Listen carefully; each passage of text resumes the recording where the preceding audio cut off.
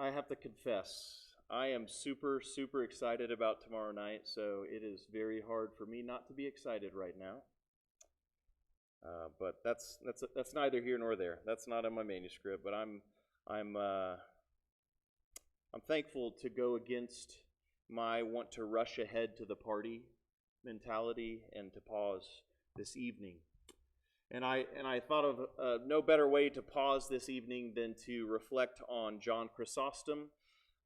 We have a lot of people who are preparing for holy baptism, and I've been reading through his instructions to the catechumenate, or in the old language, to the neophytes, which means new converts. That's all that means. And so I've been reading through that, and he has a section, and this doesn't necessarily fit.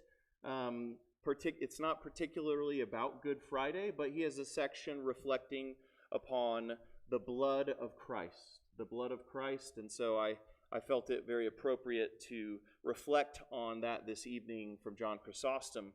So just a little bit of introduction to this section on his baptismal instructions.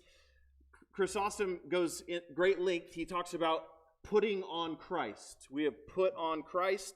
And so after he's talking about putting on Christ in baptism, he says that the preparation for battle is over. And so you've been preparing all this time, and you've put on Christ, and now the battle, the preparation is over, and the real war with the world and the flesh and the devil, it begins now. And so he's instructing the catechumenate, but he says this, he says, we don't need to be afraid. Why?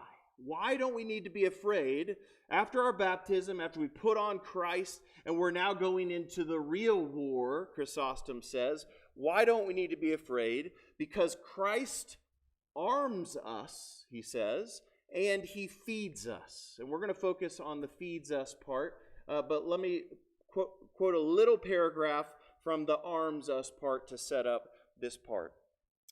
Chrysostom says this: Christ has put on us armor that is more glittering than any gold, stronger than any steel, hotter and more violent than any fire, and lighter than any breath of air. The nature of this armor does not burden and bend our knees, but it gives wings to our limbs and lifts them up. If you wish to take flight to heaven, this armor is no hindrance. It is a new kind of armor. So I thought that was a good summary paragraph for that section. And now I want to consider together the power of the blood of Christ from John Chrysostom. What then? Has God only made ready the armor? No. He has also prepared a food which is more powerful than any armor, so that you may not weary in the fight, and that you may dine joyously and then win the advantage over the wicked one. If the devil merely sees you returning from the master's banquet, he flees faster than any wind. As if he had seen a lion breathing forth flames from his mouth. If you show him a tongue stained with the precious blood, he will not be able to make a stand.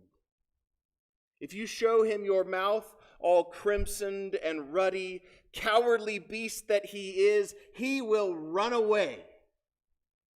Do you wish to know the power inherent in this blood? Let us go back to what prefigured it. To the ancient stories in Egypt. God was about to bring the 10th plague on the Egyptians. He wished to destroy the firstborn of the Egyptians because the Egyptians were keeping captive his firstborn people. What did he do to prevent the Jews from being struck down together with the Egyptians, since they were both in the same place?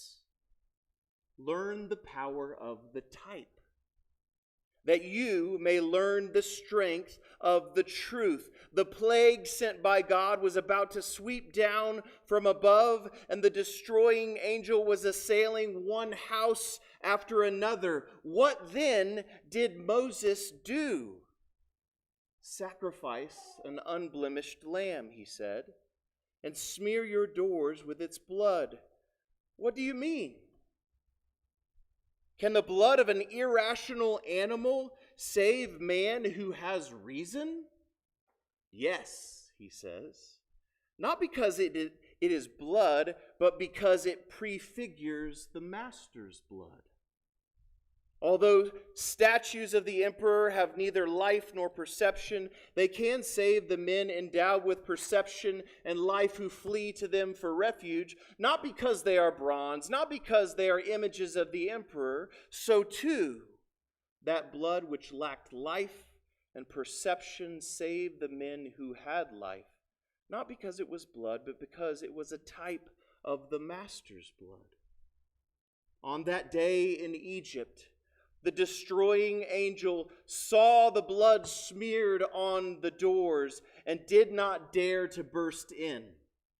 Today, will the devil not check himself all the more if he sees not the blood of the type smeared on the doors, but the blood of the truth smeared on mouths of the faithful, since these mouths have become doors of a temple which holds Christ? If the angel stood in awe when he saw the type, much more likely it is that the devil will flee when he sees the truth. Do you wish to learn from another source as well the strength of this blood? Look from where it first flowed and where it had its source. It flowed down from the cross, from the Master's side. St. John says that when Christ was dead but still on the cross, the soldier came and pierced his side with a lance, and straightway there came out water and blood. The one was a symbol of baptism, and the other of the mysteries. Therefore he did not say there came out blood and water, but first came water and then blood, since first comes baptism and then the mysteries. It was the soldier then who opened Christ's side and dug through the rampart of the holy temple. But I am the one who has found the treasure and gotten the wealth. So it was with the lamb. The Jews sacrificed the victim, but I reap the reward of salvation which came from their sacrifice. There came out from his side water and blood. Beloved, do not pass this mystery by without a thought. For I have still another mystical explanation to give, just one more. I said that there was a symbol of baptism and the mysteries in the blood and water. It is from both of these that the church is sprung through the bath of regeneration and renewal by the Holy Spirit, through baptism and the mysteries. But the symbols of baptism and the mysteries come from the side of Christ. It is from his side, therefore, that Christ formed his church, just as he formed Eve from the side of Adam.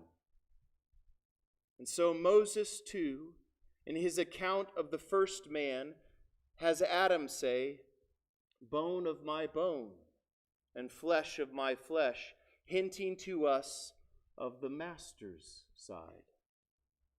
Just as at that time God took the rib of Adam and formed a woman, so Christ gave us blood and water from his side and formed the church.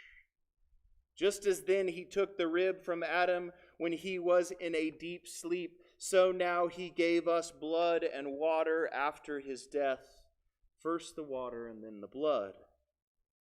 But what was then a deep slumber is now a death, so that you may know that this death is henceforth sleep. Have you seen how Christ unites to himself his bride? Have you seen with what food he nurtures us all? It is by the same food that we have been formed and are fed. Just as a woman nurtures her offspring with her own blood and milk, so also Christ continuously nurtures with his own blood those whom he has begotten. Since we have benefited from so great a gift, let us show abundant zeal, and let us remember the contract we have made with him, both the newly baptized and you who have long since been initiated.